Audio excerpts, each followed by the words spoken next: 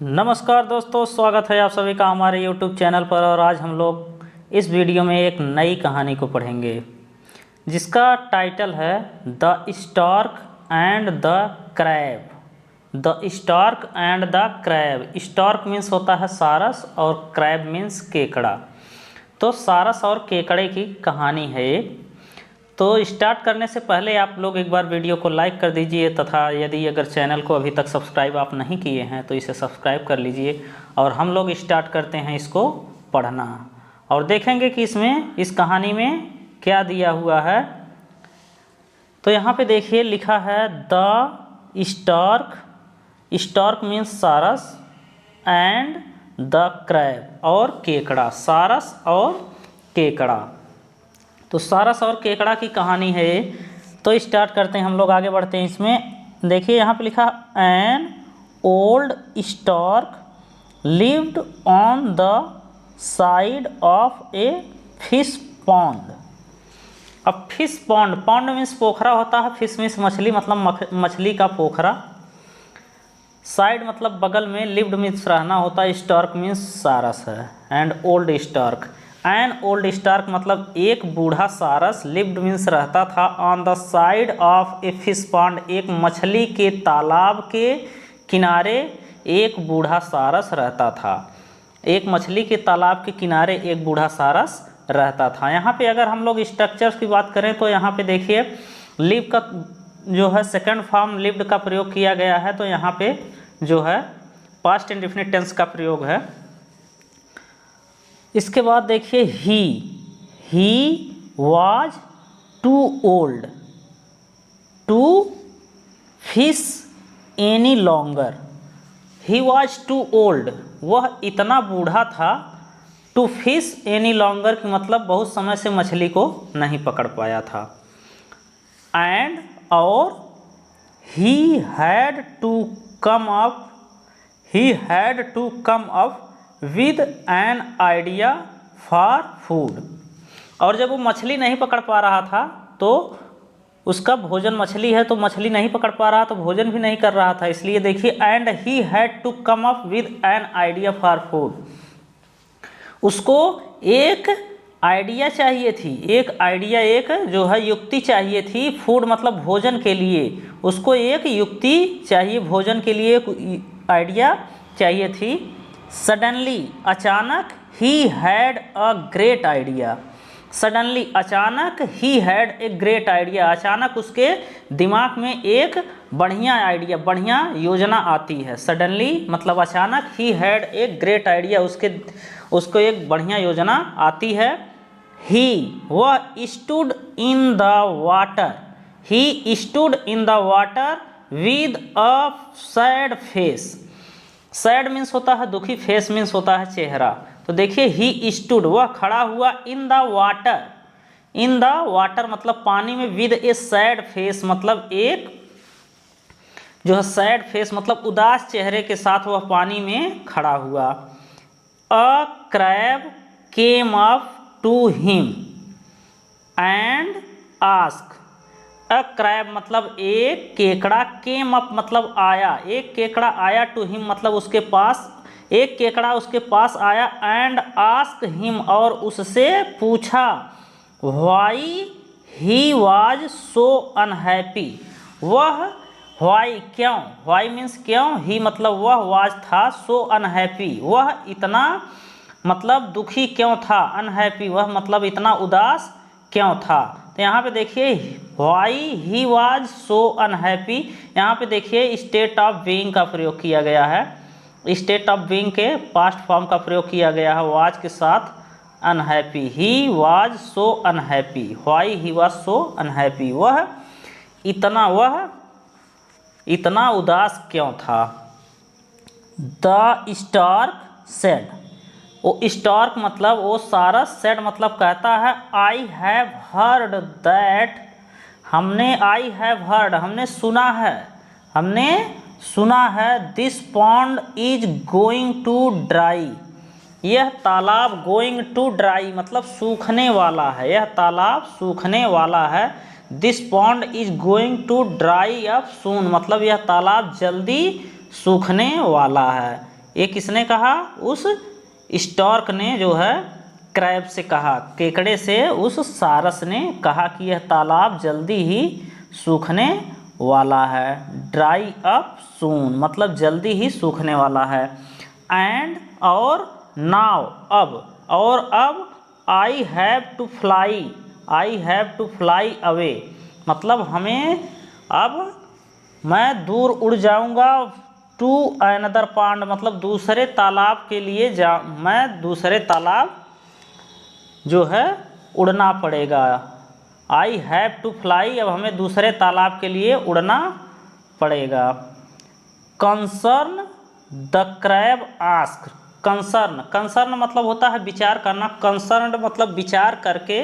The crab asked crab वो केकड़ा जो है आस्क मतलब कहता है। द स्टार्क से उस सारस से केकड़ा कहता है to save the animals in the pond as well मतलब जो है उस पॉन्ड मतलब उस पोखरे के जीव का एनिमल्स मतलब जीवों को बचाने के लिए वो केकड़ा जो है उससे कहता है उस पोखरे के जीवों को बचाने के लिए एनिमल्स जानवरों को बचाने के लिए वो स्टार्क से केकड़ा कहता है बचाने के लिए।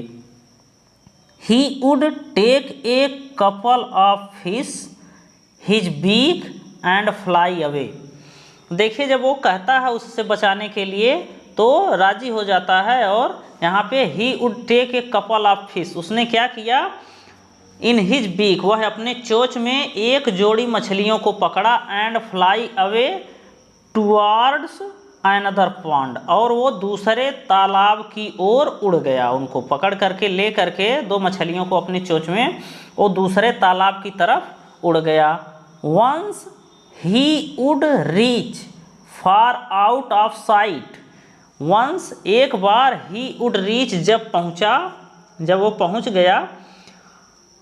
फार मतलब दूर, आउट ऑफ साइट मतलब वो नज़रों से दूर। द पॉन्ड मतलब उस तालाब की नज़रों से मतलब उस तालाब से जहाँ तक दिख रहा था उससे जब दूर पहुँच गया।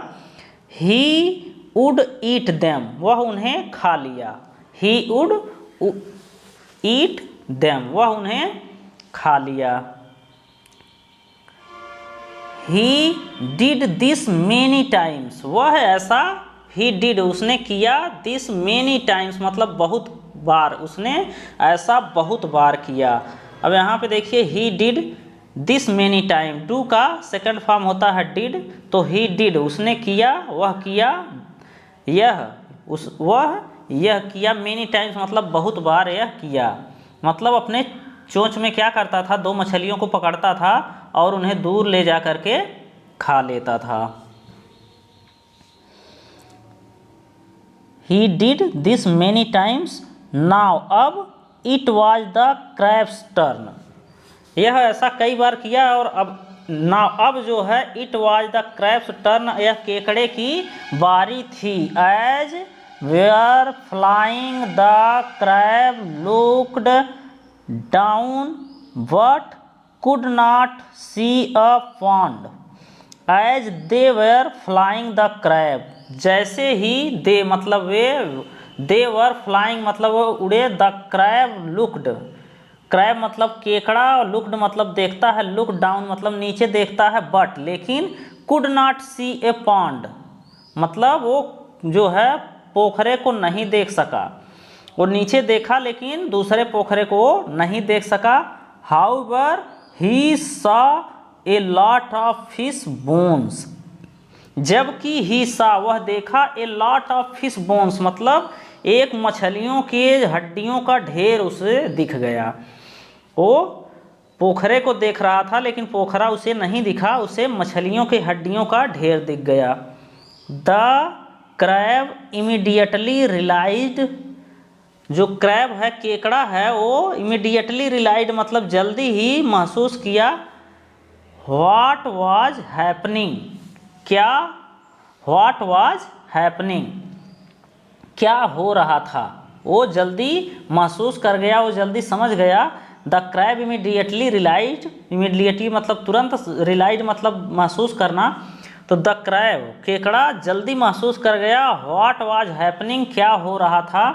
And grabbed the stork throat, और ग्रैब कर लिया मतलब उसको पकड़ लिया, द स्टार्क थ्रोट मतलब स्टार्क मतलब उस सारस के गले को पकड़ लिया, टाइट मतलब तेजी से, उस सारस के गले को तेजी से पकड़ लिया, with his sharp clause, with his sharp clause मतलब अपने तेज जो है, शार्प मतलब होता है तेज या तीखे पंजों से उसने जो है सारस के गर्दन को पकड़ लिया, बहुत टाइट करके उसके गर्दन को पकड़ लिया वो अपने पंजों से।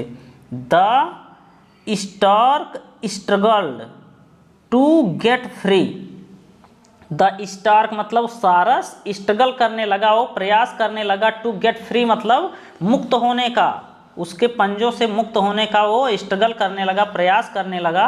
But the grab held on, लेकिन वो जो है केकड़ा वो पकड़ा रहा, उसे उसी तरह से पकड़ा रहा। Soon the stork fell to the ground, जल्दी ही, सून मतलब जल्दी ही, द स्टार्क फेल मतलब स्टार्क वो सारस, फेल मतलब गिर गया, टू द ग्राउंड मतलब जमीन पर, जल्दी ही वो स्टार्क सारस जो है वो जमीन पर गिर गया। The crab crawled back to his pond, the stork soon, अब देखिए यहाँ पे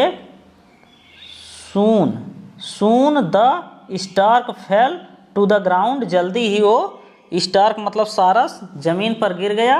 the crab crawled back, crawled मतलब होता है रेंगना, बैक मतलब पीछे, the crab crawled back to his pond मतलब अपने तालाब को, to tell the story to the rest of the pond's creatures मतलब कि वो केकड़ा जो है अपने तालाब के अन्य जो है क्रीचर्स मतलब जानवरों के लिए, अन्य प्राणियों से के लिए, क्रीचर मीन्स होता है प्राणी, द पॉन्ड्स क्रीचर्स मतलब तालाब के प्राणियों को, टेल द स्टोरी मतलब कहानी बताने के लिए वह वापस जो है रेंगता हुआ उस तालाब में चला गया।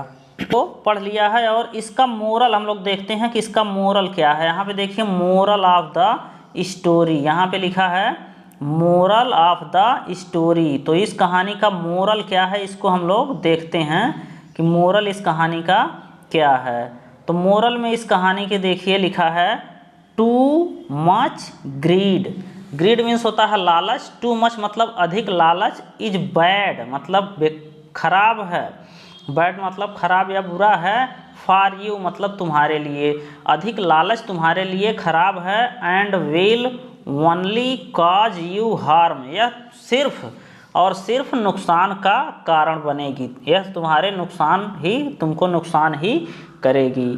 तो अधिक लालच जो है वो जो है बुरी होती है, वह नुकसान ही करेगी, नुकसान का कारण ही बनेगी।